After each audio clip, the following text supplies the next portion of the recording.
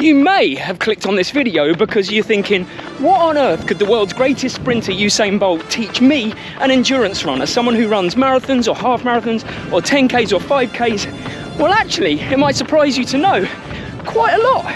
And it might not be what you would have thought. The thing is, you don't get to be one of the best of all time at something without learning things that are transferable across any discipline. So it turns out we can learn quite a lot from the greatest sprinter of all time, even if we're all average non-sprinters. And later on in the video, old Benny boy is going to dust off these things and try and give you a 100-meter sprint for your entertainment stroke amusement pleasure. So make sure you comment how fast you think I'm going to do the 100 meters in. Coming for the world record in my opinion, but we'll do it later. What'd I get? Did I break the world record? Let's start here. I think probably the most relevant point in all of Usain Bolt's training is that he is focused on the long-term process. What do I mean by that? Well, actually, it's one of his most famous quotes was that he trains for 4 years just to run 9 seconds. Step back a second, just think about that. 4 years of training to run 9 seconds in an Olympic. But what he's actually saying, what the message actually is that he views his successes and his failures, he views his improvements over a really long-term lens, and he's committed to that process. He doesn't train for 1 or 2 months, not see any improvements and just quit. And that's the message that we can take as runners, is that these improvements, the things that we need to see as runners, they don't happen overnight. You can't just not get faster over 1 or 2 months and think, well, I gave it a good shot, I'm out. Even if you look at me and my own personal journey, it took me 9 years from the start of triathlon to doing an Ironman. I wanted to do it right. I focused on it. It took me 5 years and a 5-year plan to qualify for Team GB. I knew what I wanted. I focused on it. But I had to fall in love with the process, the day-to-day of being slightly better without beating myself up if I didn't see improvements week on week or month on month. So I guess the message is, if you're ever harsh on yourself, if you're ever feeling down that you're not making progress, zoom out a bit. Remember, Usain trained for 4 years to run 9 seconds, so maybe we can be a bit kinder to ourselves as well. Listen, it's probably not going to be that much of a surprise to you or me that Usain Bolt did this next thing, but what might be a surprise is why, how much and when.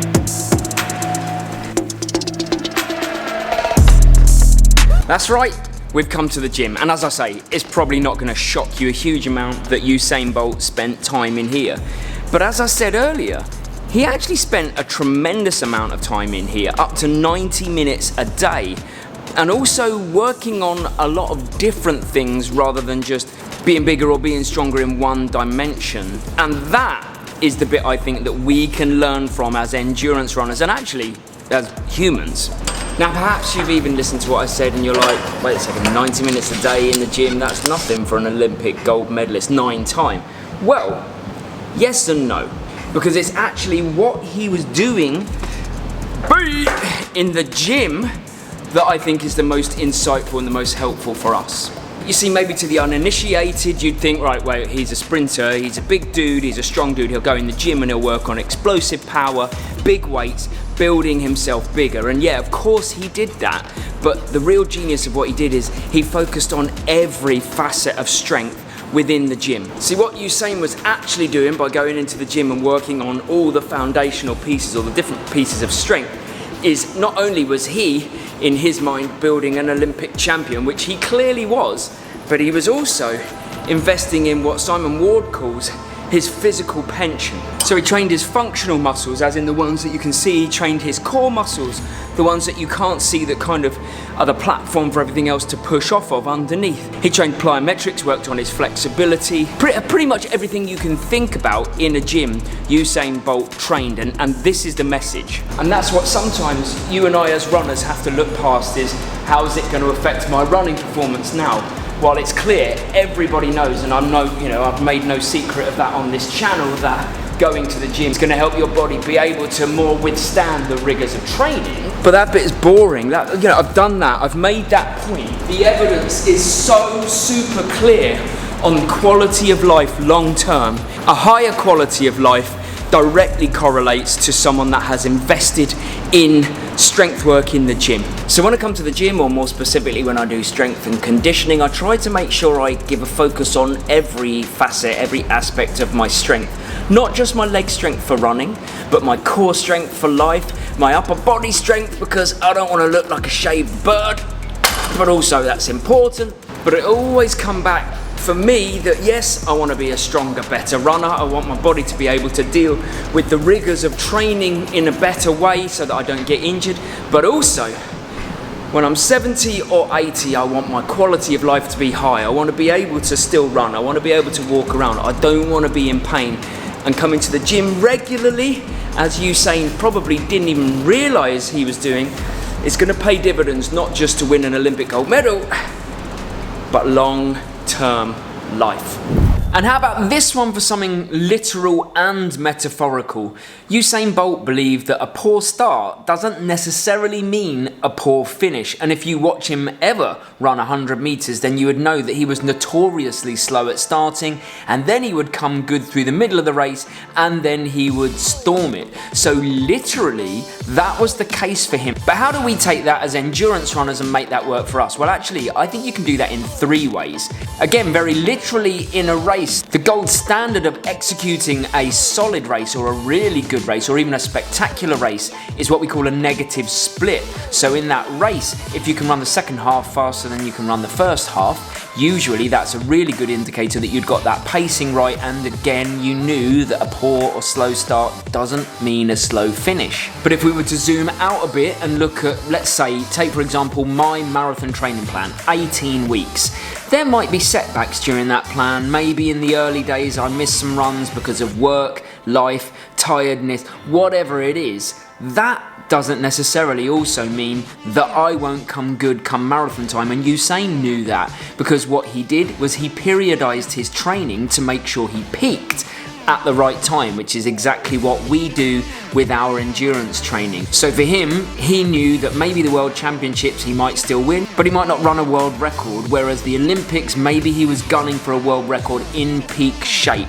And we can do the very same with our marathon training or our yearly training. However you want to look at it, you can break it down into blocks like I do with my marathon training plans, and then I make sure I peak for the marathon. Again, whatever happens in the early days, if it's a slow start, doesn't mean a slow finish. I'm going to hopefully come good marathon day. And lastly, on an even wider scale, I guess, is how he looked and approached injury and setbacks over a whole 4-year Olympic cycle. He knew that they were going to happen every now and then, unfortunately inevitable when you're putting your body right on a knife edge, but he had the humility to work through it, to stay in the game, to know that he would come good, or hopefully come good at the Olympics. Ultimately, I look at injuries as a way of resetting, learning what's not working, what needs strengthening, and coming back stronger anyway. And that was the thing that was kind of the thread through all of his training, is that although he was a showman, he was a very humble hard worker. So you could probably be forgiven in thinking that when Usain Bolt comes to the track to do his sprint work,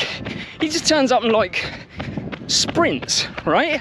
And it's kind of true, but actually the thing we can learn from Usain Bolt about how he approaches his training is how methodical he is at training all the different facets of sprinting, like we can train all the different facets of endurance running. So within running his 9.58 second world record, Usain split his sprinting even further down into 4 chunks, and he started with this, which is, you would have start blocks if you were Usain Bolt here, but it's the start line, and he worked on his blocks phase, the out of the blocks explosive strength. Then he'd give equal focus to the acceleration phase, which is now after you got out the blocks. Then after those 2 phases, he worked on top end speed. That's not fair, she's out for an easy jog. And then finally, he'd focus on his deceleration phase, which should see him cross the line slowing down less than other runners, I guess is how you look at it. Yeah, he wanted to be the one that slowed down the least after you'd hit top end speed. So then you'll be thinking, how is that relevant to me as an endurance athlete? But as you can see, speed is not speed. He's separated it down into 4 different, quite distinct components, and we can do that with endurance as well. Think about it, when you run a 5k or a 10k, what do you need to train? Well, first up, you don't need to just think about that as endurance. You need to think, well, I need to train my aerobic base.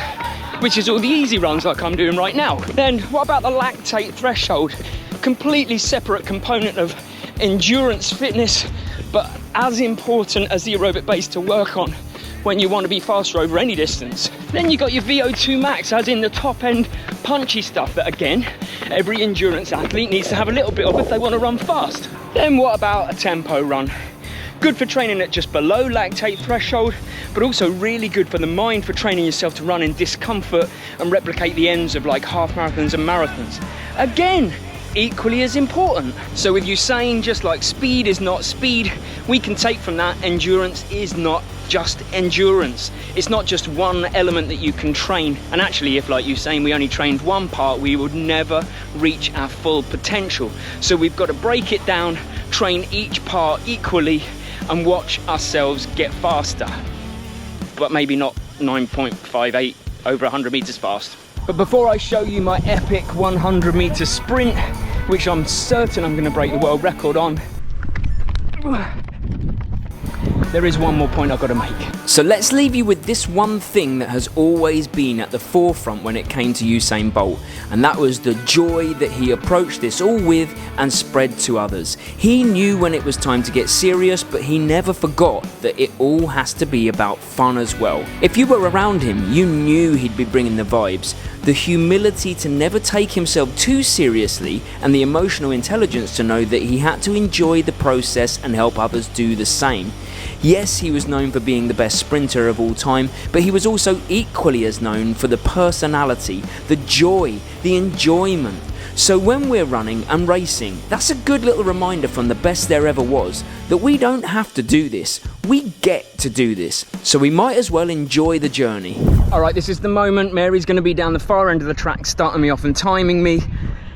I'm going to give it everything on 100 meters to see just how fast a 44-year-old endurance runner can go. I'm going to give you a clue.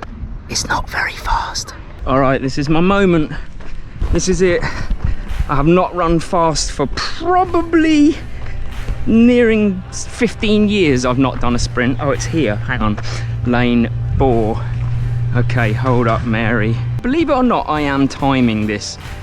Even the less than 10 seconds I'm going to run, I'm timing it. Okay, he's getting ready. Now I'm the official starter and timekeeper, so I'm gonna get ready, get set, and I'll film him crossing the line and share the time. Ah! Here we go. Come on, Mary.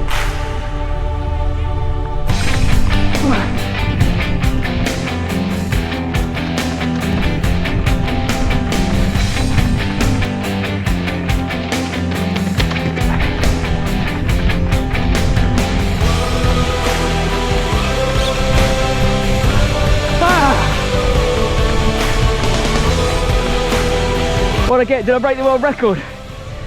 Did I break it? Close. What did I do? 5 seconds off. No! What? 13:67. I'm not taking yours. You started it late. I'm not having that. 13:67. Boom. Officially. I felt fast. Problem is, I'm not actually fast. And by the way, I get to take the time that I did, not Mary's time, because it's my rules, my video. So 13:67. So there you go, enough of this ridiculousness. I ran 100 meters and I was only 4 seconds off of the world record. So I think with a bit of focus training, some different genetics and a time machine, I stand a chance. But we gotta go. And if you found value in this video, make sure you subscribe to the channel. And if you liked the video, you're definitely gonna like this one, which is some endurance tips that we can learn from the one and only Eliud Kipchoge. And we'll see you next Sunday.